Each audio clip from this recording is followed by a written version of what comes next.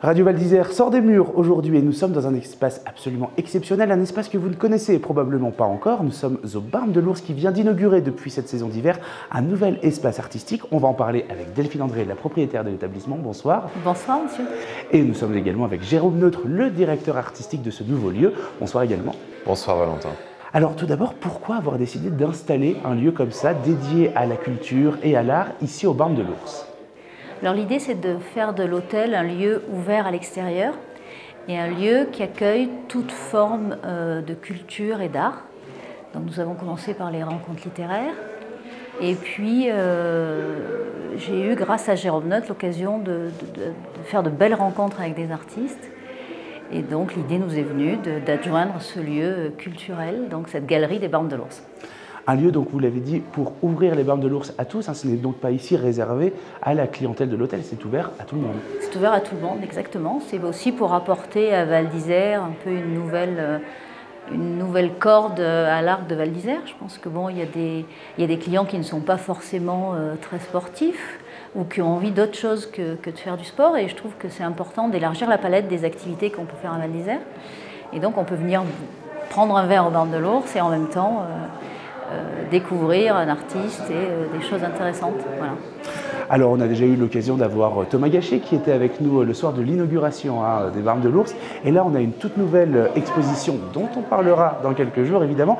Jérôme Neutre, est-ce que vous pouvez nous donner un petit peu l'idée de cette galerie, de cet espace, puisque je crois que c'est vous qui gérez tout cet espace et les expositions qui vont y avoir place. Voilà. Alors Delphine André m'a confié un objectif, c'était de faire de cet espace, qui est un petit espace, le lieu de grandes expositions, c'est-à-dire d'une vraie exposition, et pas simplement de venir comme ça accrocher quelques œuvres qui seraient le fond d'une galerie ou qu'on piocherait dans telle ou telle collection. Donc l'idée que j'ai proposée à Delphine, c'était qu'on échange ensemble pour choisir chaque année 1, 2, 3 artistes, on verra, qui peuvent habiter cet espace avec une série d'œuvres originales, en grande partie créées pour l'exposition, avec un récit. Et vous voyez que là, par exemple, on lit, bon, pas trop dévoiler. C'est ça, parce voilà. qu'il y aura bien mais les gens verront qu'il y a beaucoup de clins d'œil déjà à l'hôtel des Barns de l'Ours, à la proximité de la rôtisserie qui jouxte cette galerie, mais également donc avec humour et poésie, on a essayé d'avoir comme ça quelque chose qui fasse sens. Alors, cet artiste, Corinne Bornier, vient après Thomas Gachet, vous en parliez. Thomas Gachet, on l'avait présenté pendant le Critérium de la Première Neige. C'est un artiste qui est aussi dans le monde du ski, qui travaille avec, comme il le dit, des montagnes plein la tête. Donc évidemment, le lien avec Val d'Isère, la montagne, la nature était intéressant et évident. Avec Corinne Bornier, on a quelqu'un aussi qui, par son travail, vous l'expliquera, hein, à partir d'os de volaille, etc., eh bien aussi interroge le rapport que peut avoir l'art avec la nature, avec l'animal, avec la faune, etc.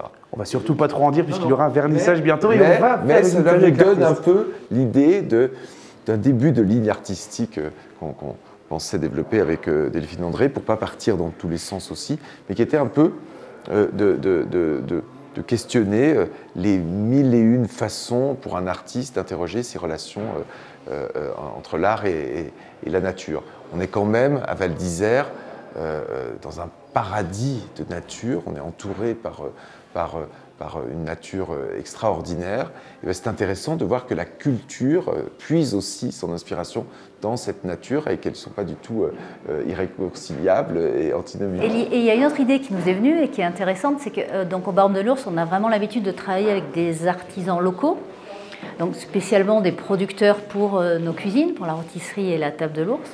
Et là, on s'est rendu compte qu'en fait, en Savoie, il y avait aussi des artistes.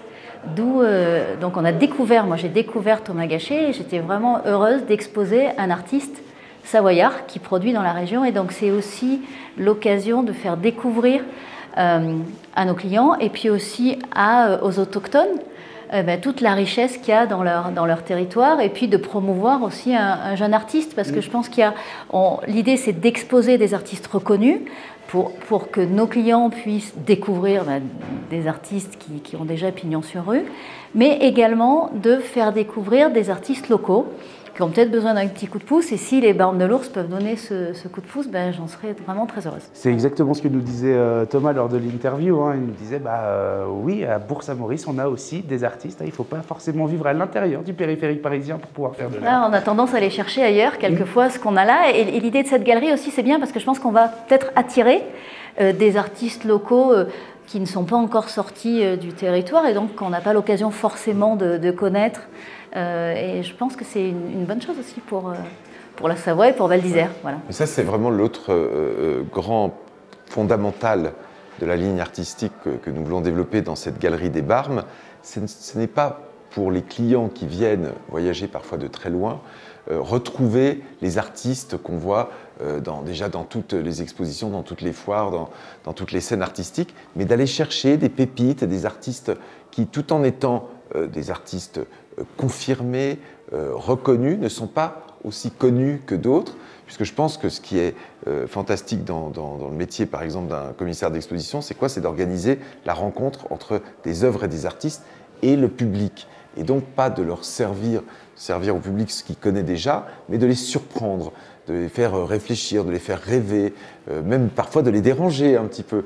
Et c'est ça le rôle de l'art. Et donc, avec Delphine, on a commencé à faire des séries de visites, d'ateliers d'artistes, d'expositions, en se demandant à chaque fois, qu'est-ce qui va être l'artiste qui va surprendre, comme le chef, ici, Antoine Gras, essaye à chaque saison de créer une recette qui va surprendre et qui ne va pas être le plat qu'on trouve dans n'importe quelle brasserie parisienne ou même restaurant gastronomique parisien. C'est pour ça que les gens voyagent aussi, ils viennent voir d'autres paysages, d'autres spécialités et d'autres formes d'art.